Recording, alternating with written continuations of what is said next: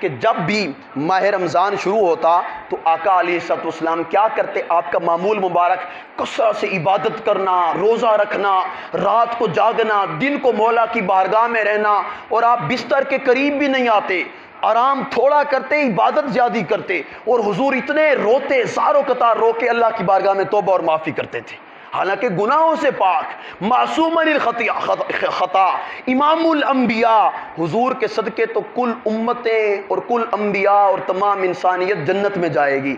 وہ ان کا معمول تھا، ہمارے لیے اپنی امت کو درس دیا، میرے امتیوں جب ماہ رمضان آئے تو پھر کثرت سے عبادت کیا کرو۔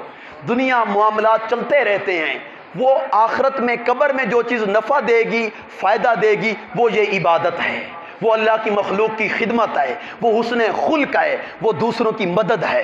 اب آئیے اسی ماہ رمضان میں ایک بہت بڑی عبادت والی رات آتی ہے، اور آقا علیہ السلام کا فرمان علی شان ہے کہ ماہ رمضان کے آخری 10 دنوں میں تم لیلۃ القدر کو تلاش کرو۔ بڑی فضیلت البرکت والی رات لیلۃ القدر، ہر تاک رات میں۔ اور اب ادھر آئیے، یہ حدیث مبارکہ دیلمی شریف الفردوس میں آئی ہے، اور حدیث مبارکہ نمبر ہے دیلمی شریف کا، آپ دیکھ لیں 647، یہ حدیث مبارکہ نمبر۔ آپ فرماتے ان اللہ عز و جل وہب لی امتی لیلۃ القدر ولم یؤتیہا من کان قبلکم۔ سبحان اللہ، آقا امام الانبیاء نے فرمایا بلا شبہ اللہ تعالیٰ نے لیلۃ القدر میری ہی امت کو عطا فرمائی ہے، اور ان سے پہلے کسی اور امت کے حصہ میں یہ لیلۃ القدر نہیں ہے۔ کیوں؟ ادھر بھی راز بتاتا چلوں، جو پہلی امتیں ہوتی تھیں ان کی عمر ایج وہ لمبی ہوتی تھی، وہ ڈھیر سال جیتے تھے، 500 600 سال، وہ ان کی ایج ہوا کرتی تھی۔ آقا علیہ السلام تھوڑے غمزدہ ہوئے، دکھی ہوئے کہ وہ امتیں زیادہ دیر جیتی تھی، عبادت زیادہ کرتی تھی، تو وہ عبادات میں میری امت سے کہیں آگے نہ چلی جائیں۔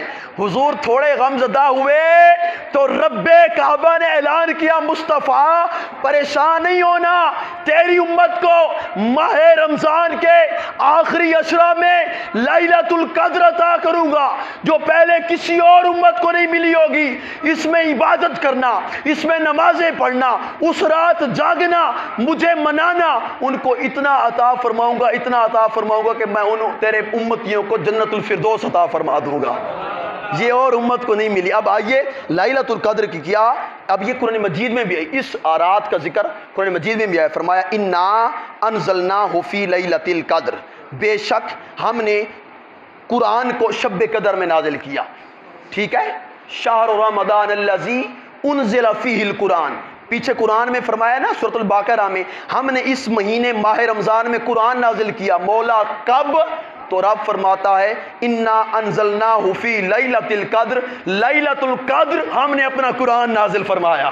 اب آگے سنیے، فرمایا انا انزلناہ فی لیلۃ القدر، لیلۃ القدر خیر من الف شہر، اور لیلۃ القدر کیا ہے، اور آپ کیا سمجھتے ہیں کہ لیلۃ القدر کیا ہے؟ آگے فرمایا کہ یہ شب قدر وہ ہے کہ جو 1000 مہینوں سے بھی افضل اور اعلیٰ ہے۔ یہ لیلۃ القدر کی ایک رات 1000 مہینوں سے بھی افضل اور اعلیٰ ہے، یعنی اجر و ثواب کے حوالے سے۔ اور آگے فرمایا اس رات میں تنزل الملائکۃ والروح، آسمان دنیا سے فرشتے اور روح یعنی جبرائیل امین نازل ہوتے ہیں اسی رات لیلۃ القدر۔ اور پھر آگے فرمایا کہ من کل امر باذن ربہم من کل امر، وہ اللہ تعالیٰ کا ایک امر اور اذن لے کر آتے ہیں، سلام ہی حتی مطلع الفجر، فرمایا کہ یہ رات طلوع فجر تک ہوتی ہے۔ رب کائنات کی بارگاہ میں تم اس رات توبہ کیا کرو، معافی مانگا کرو، صبح صادق تک اس رات کی اوقات کا ٹائم ہے۔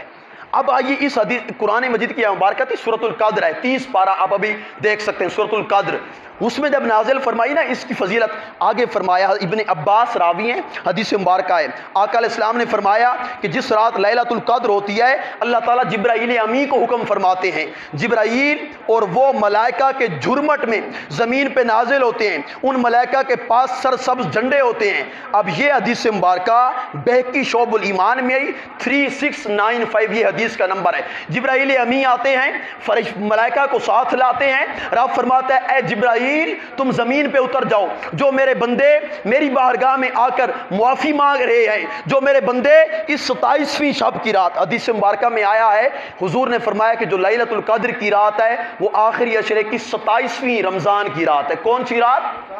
اس رات جاگنا، اس رات فرشتے آتے ہیں، جبرائیل اور فرشتوں کو لاتے ہیں، جب بندے عبادت کر رہے ہوں تو وہ ان پہ اپنے نور کے پر نچھاور فرماتے ہیں۔ فرشتے جب عبادت کے بعد استغفار کرتے کرتے دعا مانگتے ہیں، ادھر بندہ کہتا ہے میرے اللہ مجھے معاف فرما، حضور نے فرمایا ادھر فرشتہ کہتا ہے آمین میرے مولا اس کی دعا قبول فرما دے۔ فرمایا اس رات جب بندہ عبادت کر کے سجدہ ریزی کر کے آہو گزاری کر کے خشیت و بکا والے آنسو بہا کے قرآن کی تلاوت کر کے رب کی بارگاہ میں روتا ہے، گڑ گڑاتا ہے، سچی توبہ کرتا ہے 2 نفل توبہ کے پڑھ کے، تو اللہ رب العزت اس لیلۃ الرات کی برکت سے اس بندے کے سابقہ سارے گناہ معاف فرما دیتا ہے۔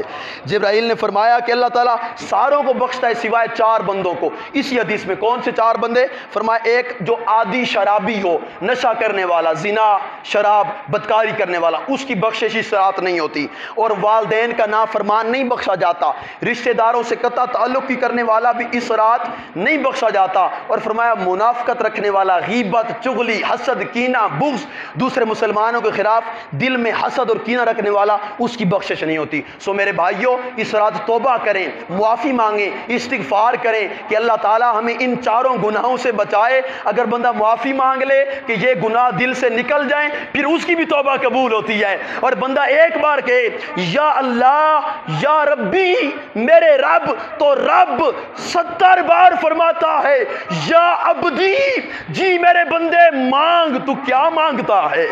بندہ اس کا بنے تو صحیح۔ میرے دوستو دنیا چل رہی ہے، چلتی رہے گی، کوئی دنیا میں ہمیشہ ہے نہ ہوگا نہ رہے گا، ہم سب مسافر ہیں، ایک دن بلاوا آئے گا، ہمارا نماز جنازہ پڑھا جائے گا، ہمیں اس چھوٹی سی قبر میں رکھا جائے گا جو اندھیری کوٹھڑی ہے۔ ماہ رمضان قسمت والوں کو ملتا ہے، روئیں، رب کو منائیں، رات کو اٹھیں، اس سے مناجات کریں، اس سے باتیں کریں، میٹھی باتیں کریں، عشق والی باتیں کریں، محبت والی باتیں کریں۔